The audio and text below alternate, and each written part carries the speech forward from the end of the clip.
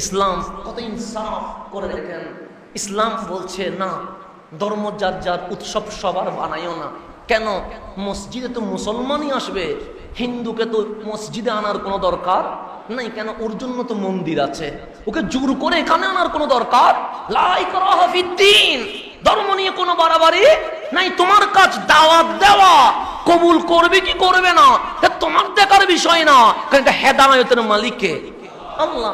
ধর্ম যার যার, উৎসব সবার, কিন্তু এটা করতে গেলে কষ্ট পাবে সবাই, কারণ আপনার পক্ষে পূজা মণ্ডপে যাওয়া সম্ভব নয়, আর আমার ভাইয়ের পক্ষে কোরবানিতে এসে গরুর গোশত খাওয়া সম্ভব নয়। সুতরাং ধর্ম যার যার, উৎসব তার, সবাই মিলেমিশে থাকবে। হিন্দু মন্দিরে যাবে, বৌদ্ধরা তাদের গির্জায় যাবে, মুসলমান মসজিদে আসবে, সমাজের মধ্যে ভ্রাতৃত্ব বন্ধন করবে। আর আমাদের কাজ সঠিক ইসলামের দাওয়াত দেওয়া। আপনি অ্যাকসেপ্ট করবেন কি করবেন না সেটা আপনার বিষয়, সেটা নিয়ে মাথা ঘামানো আমার কোনো দরকার নাই। কথা ঠিক না? কারণ আমি কবরে গেলে আমাকে জিজ্ঞেস করবে না কয়জন রে মুসলমান বানাইছস, আমারে জিজ্ঞেস করবে কয়জন রে দাওয়াত দিছস। মক্কার মানুষ সমস্ত কিছু করে দেখলেন, দাওয়াতি কাজ কি হয় না, বন্ধ হয় না। তখন বললেন এটা চুক্তি করি। কি চুক্তি? ধর্ম যার যার, উৎসব সবার। এটা 1400 বছর আগে মক্কার মুশরিকরা করছিল। কি চুক্তি? এসে বললেন ইয়া রাসূলুল্লাহ, আপনার সাথে কি মারামারি আছে?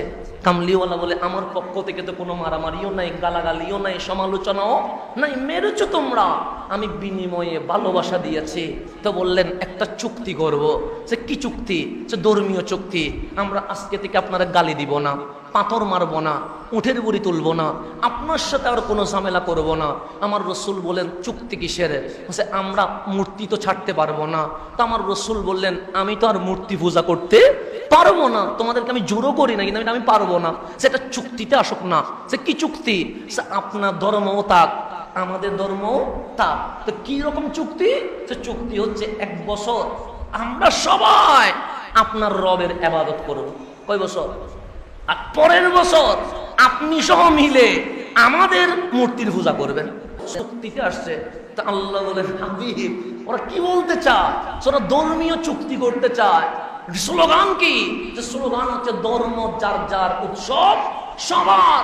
1 বছর নাকি আমি ওদের মূর্তির পূজা করব, আর একটা বছর নাকি ওরা আমার রব আল্লাহর ইবাদত করবে।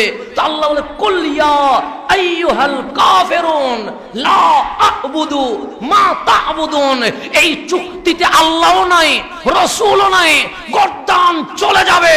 আমি মুহাম্মাদুর রাসূলুল্লাহ কখনো মূর্তি পূজা করতে পারবো না।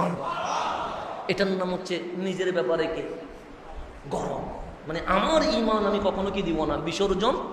কিন্তু যখন দাওয়াত দিতে গিয়েছে আল্লাহ বলছেন ওয়ামা আরসালনাকা ইল্লা রাহমাতাল লিল, আমি কি আমার হাবিবকে পুরা আলামিনের জন্য রহমত হিসেবে বানাই নাই?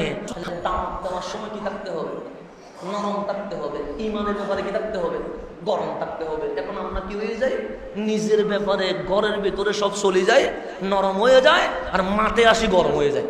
জামিলে হয়ে যাচ্ছে কোথায়? সেখানে নিজের ব্যাপারে নরম হয়ে যায়, মাঠের ব্যাপারে কি হয়ে যায়? গরম হয়ে যায়। সেই জন্য পাবলিক আমাদের থেকে দূরে সরে যাচ্ছে। তাই আমাদেরকে এই দাওয়াতি কার্যক্রমে আমাদেরকে যেটা আসতে হবে সেটা হচ্ছে নিজের ব্যাপারে আকীদায়, ঈমানে মজবুত, গরম থাকতে হবে। কম্প্রোমাইজ চলবে না। আর যখন দাওয়াত দিব তখন আমাকে অবশ্যই নরম হতে হবে। তখন দেখবেন ইসলাম প্রচার হবে, বিশ্ব শান্তিময় হয়ে যাবে।